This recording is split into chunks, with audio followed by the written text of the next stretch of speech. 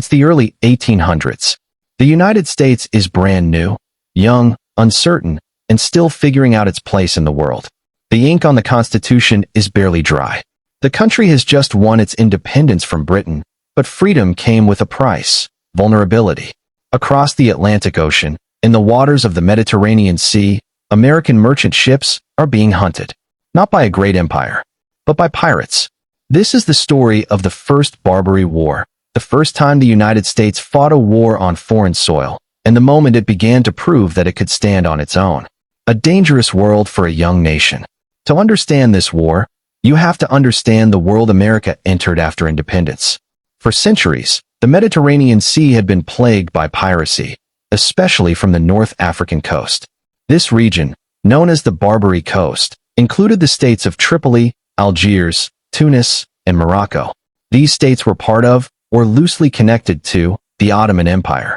But they operated with a high degree of independence, especially when it came to piracy. Their business model was simple: capture ships, take the cargo, enslave or ransom the crew, demand tribute for protection. European nations had been dealing with this problem for years. Instead of fighting constant wars, many simply paid tribute, basically protection money, to avoid attacks. And when the United States became independent, it inherited this problem. America's weakness at sea. Before independence, American ships had been protected by the British Royal Navy. But once the colonies broke away, that protection disappeared overnight. Now American merchants were on their own. At first, the United States tried to follow the European model, paying tribute to the Barbary states. Treaties were signed. Money was sent. Gifts were delivered. But it wasn't cheap. In fact, by the late 1790s, the U.S. government was spending a significant portion of its budget just to keep pirates from ATT. Many Americans were outraged. Why should a free nation pay tribute to avoid being attacked? One man in particular had a strong opinion about that. Enter Thomas Jefferson. Thomas Jefferson had long opposed paying tribute to the Barbary states. Years earlier, while serving as an ambassador in Europe, Jefferson had even met with representatives from Tripoli. He asked them a simple question: why attack American ships? Their answer was chilling. They believed it was their religious and political right to wage war against non-Muslim nations and take their goods and people. Jefferson never forgot that. So when he became president in 1801, he was determined to change American policy.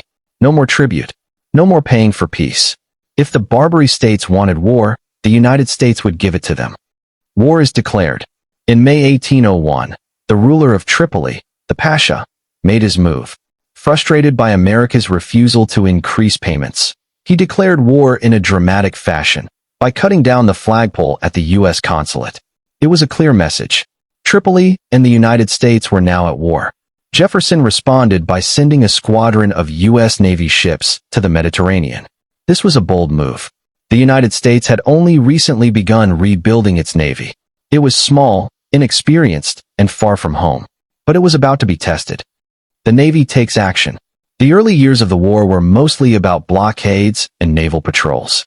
American ships cruised the Mediterranean, protecting merchant vessels and trying to pressure Tripoli into submission. There were skirmishes, captures, and close calls, but no decisive victory. Then came one of the most dramatic moments in early American military history: the USS Philadelphia disaster. In 1803, the American frigate USS Philadelphia was chasing a Tripolitan vessel near the harbor of Tripoli. Suddenly, disaster struck. The ship ran aground on an uncharted reef. Before the crew could free it, a daring plan. The United States couldn't let the USS Philadelphia remain in enemy hands. If Tripoli managed to use it, the balance of power would shift dramatically. So a bold plan was formed. A young naval officer named Stephen Decatur volunteered for a dangerous mission. His goal? Sneak into Tripoli harbor at night, board the captured ship, and destroy it. The burning of the Philadelphia. In February 1804, Decatur and his men sailed into the harbor disguised as a merchant crew. Under the cover of darkness, they approached the USS Philadelphia. Then, in a sudden burst of action, they boarded the ship. The guards were overwhelmed. The Americans set fire to the vessel. Within minutes, flames were spreading across the deck. Decatur and his crew escaped just in time. The ship burned to the waterline. Even British Admiral Horatio Nelson reportedly called it the most bold and daring act of the age. It was a turning point, not just militarily, but psychologically. The United States had shown courage, creativity, and determination. Pressure builds. After the destruction of the Philadelphia, the U.S. intensified its efforts. Naval bombardments targeted Tripoli. Blockades tightened. But the war dragged on. Tripoli refused to surrender, and the American prisoners remained in captivity. Jefferson needed a new strategy, a war on land. Up until this point, the war had been fought mostly at sea. But in 1805, a bold new plan emerged.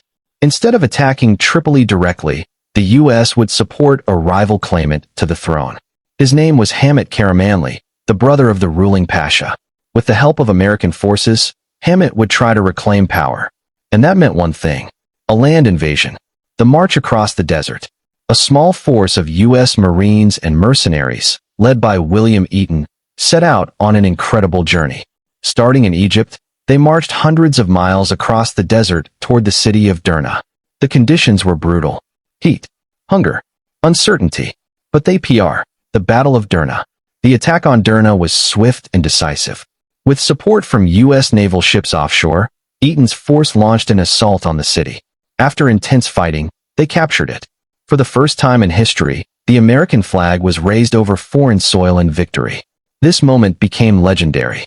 It's even remembered in the U.S. Marine Corps hymn. From the halls of Montezuma to the shores of Tripoli, the war ends. The fall of Derna changed everything. Tripoli was now under real pressure.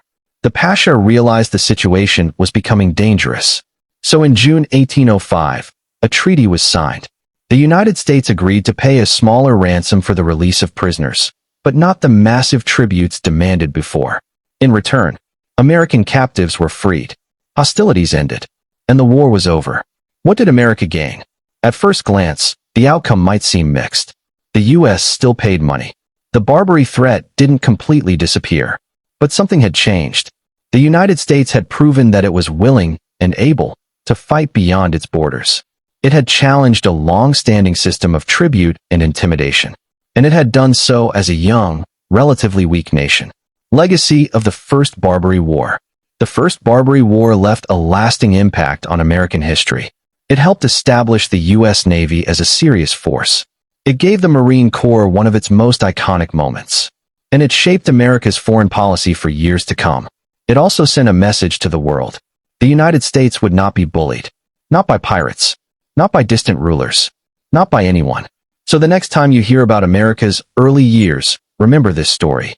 A small nation. A distant enemy. A daring mission in the dead of night. And a flag raised on foreign shores for the very first time. This wasn't just a war. It was a declaration. America had arrived. So the next time you enjoy a scoop, remember, you're tasting a piece of history. Like, subscribe, and share for more delicious SD.